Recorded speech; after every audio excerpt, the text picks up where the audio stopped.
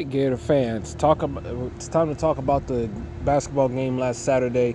Florida goes into Texas A&M and gets another quad one road victory. That's their second one of the season. The first one being on the road against Vanderbilt a few weeks back, further back.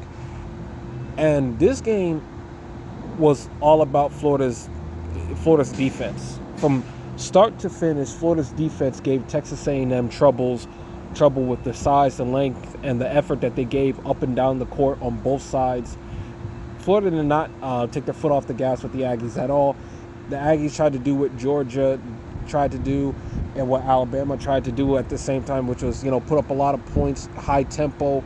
We've seen this time and time again, and Florida just wears teams down with their defense and with their high basketball IQ.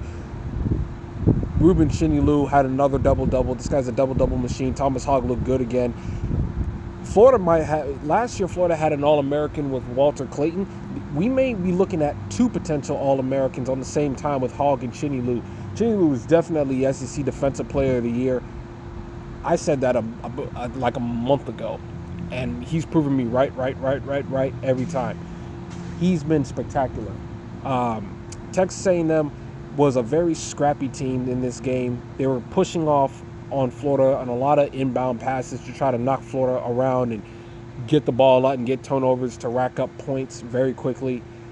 But it just did not work. There was a lot of reach-in fouls that they got called for, and there were some that they even got away with.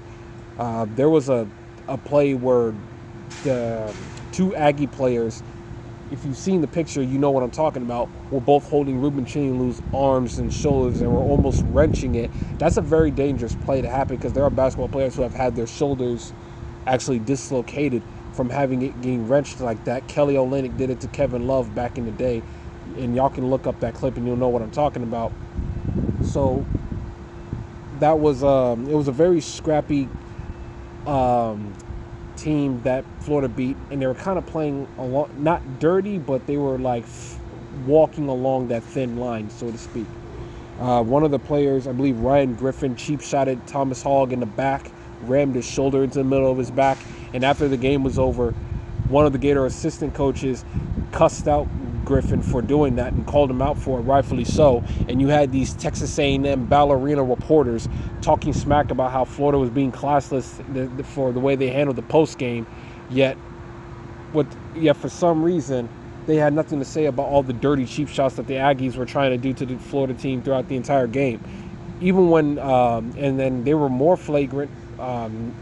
That the foul that I'm talking about was a flagrant one, but they got more flagrant and more blatant towards the end when it looked like Florida was just going to dominate. It was like, all right, you're not going to, okay, we can't accept the loss, so we're going to try to hurt you in the process. I did not like the way A&M carried themselves. In terms of the road environment, it was the blackout game, which Aggie fans wore black, Texas A&M wore all black, and it was supposed to be this wild and crazy environment, and it did not affect Florida at all. It did not really. They just like, okay, yeah, we've been there, done that. We've already played Arizona, UConn, Duke, Vanderbilt, Miami, all those big-time teams that we've played this year, and those were games away from the Stephen O'Connell Center. Only a couple of them were on the road, Vandy and Duke, but the road environment, it did not faze Florida one bit. Florida was just were in business mode from start to finish. The beginning of the game did not start well for Florida shooting-wise. The first half ended Florida up 30-19, 41% from the field, Texas A&M to 17%. My opinion, for the reigning national champions, if you're going to hold an opponent to less than 20% from the field goal percentage, you should be up by more than just 11 points. But regardless, you still won the game. But I just think you could have played better in that first half. You didn't really play clean. But it seemed like the game kind of settled into Florida coming out of the half. Coming out of halftime, there's a plane above me, that's why you hear that. Coming out of halftime, they shot the ball very nicely. I think they went up before it got to even 5 minutes of the first 5 minutes, the first 5 minutes of the second half, Florida was already in the 40s, and Texas A&M was still kind of trying to scrap back into the game, and that just did not happen as it went along.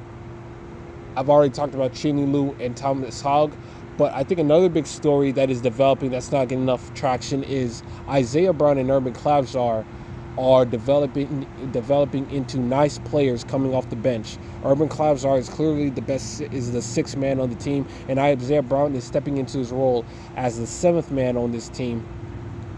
And that's big because if you look at Florida last year, they were deep in the front court and in the back court. They obviously had the four guards that left, and they still had the front court that they have now with Condon, Hagen-Lockton, Chinyelu, and Thomas Hogg. And now Hogg and Chinyelu are better than what they were last year. And Florida's Rueben Chinyelu and Isaiah Brown are better than what they were last year. And you throw them in when Boogie Fine and Xavier Lee are coming off into substitution, and those guys are defensive bloodhounds, and they are disrupting passes and getting a lot of steals. There's a truck behind me, that's why you hear all that noise. Okay, and with Brown and Chinyelu are coming off the bench and giving Florida that nice spark on offense when it seems like Florida is starting to slow down a little bit shooting wise, and Xavier Lee and Boogie Flan need a little bit of a rest because they play so hard on each side of the ball. Now you're talking about a Florida team that's now 7 and 8 deep, which is what they had last year. They were 7 or 8 deep, so that allowed them to keep their tempo and keep their energy up throughout the whole game because so many guys are coming in and making plays on the court when necessary. So it was all around good performance by the Gators. Another great road win. They now, at the moment, have sole possession of the SEC, of the number one spot in the SEC. They play on the road at Georgia, which to me is not really scary because Georgia, yes, I understand they give Florida a little bit of a game win in Athens because they beat Florida last year in Athens, but Georgia has not played well this year in conference play. They look bad. Should have lost to Auburn. They've already lost to two bad teams in Ole Miss and Texas. They were actually trailing in a critical spot against LSU last Saturday, and LSU's not any good. So this, to me, is not a good Georgia team. Florida should take care of business and win on the road. If you can dominate Alabama and Texas A&M in the fashion that you did, and Georgia is not at their level, then you should dominate Georgia, no problem. And Todd Golden, just like he has owned Rick Barnes and Nate Oates for Tennessee and Alabama respectively, he has owned Mike White at his predecessor, Mike White at Georgia. And really, the Florida basketball program has owned Georgia for the last 8 years because even with Mike White, Georgia had a losing record to Florida. So that's important, and that's really big for Florida to get a nice win because Sunday, they're going to be, Saturday, Valentine's Day, they're going to be on the road in Lexington to play Kentucky. And that's going to be for the SEC lead, the first spot, the first seed in the rankings. And both of these teams obviously want to win their conference so they can get a high ranking for when Selection Sunday on March Madness comes. So that's going to be a fun matchup coming next Saturday, not next week. And to the Texas A&M reporters and the fans who were talking smack about Florida, saying that they were acting classless and say that they were acting, unsportsmanlike or whatever the case might be. Your football team went 11-1 in the regular season, 11-2 this past fall, and you guys were trolling every team that you beat. When you beat Florida in the football game, you had no problem playing won't back down as a way to troll Florida. When you beat Arkansas, you posted a graphic of the final score with your mascot riding a motorcycle to troll Arkansas coach Bobby Petrino from the motorcycle accident that he was in years ago. You trolled every single opponent that you beat. But for some reason, when you're the one that's getting beat and you're the one that's having to eat the humble pie, so to speak, for some reason you can't handle it, and now you want to get touchy and sensitive. You guys don't have a problem trolling everybody. Don't have a problem trolling everybody else, but when you're losing, all of a sudden you can't handle a little pushback. That's very weak, and that shows how you guys are just not used to how just thin-skinned you guys are, and that you're just not used to winning. A reporter for Texas A&M, Luke Evangelist, called Florida Todd Golden and the assistant coach that was arguing with the Texas A&M players classless. And I said to the dude, where were you at when you guys were trolling Arkansas coach Bobby Petrino for his motorcycle accident? And where were you when the Texas A&M players were cheap-shotting Florida all game long?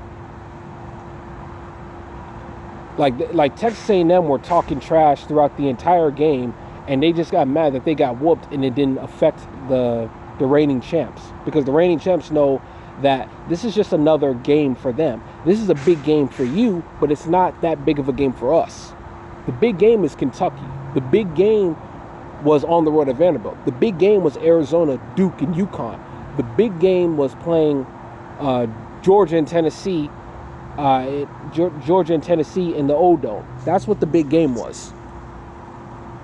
You guys have never even made it to an Elite Eight, let alone a Final Four. And you've never even won a baseball championship. And you haven't won a football championship since World War II. So before you start telling programs that actually know what it takes to win in the big moments how to conduct themselves, why don't you try rising up to that level? Because the Alabama team that you beat last Wednesday, that you lost to last Wednesday, 197, Florida dominated them, and then they dominated you almost to the same level. If Florida would have shot the ball as well against Alabama, against you that they did against Alabama, they would have beaten you by 40 points. You guys had a almost sellout. You had 12,000 people show up to the game. It's almost selling out the stands. But sadly, your basketball team didn't show up. The fans did, but not you.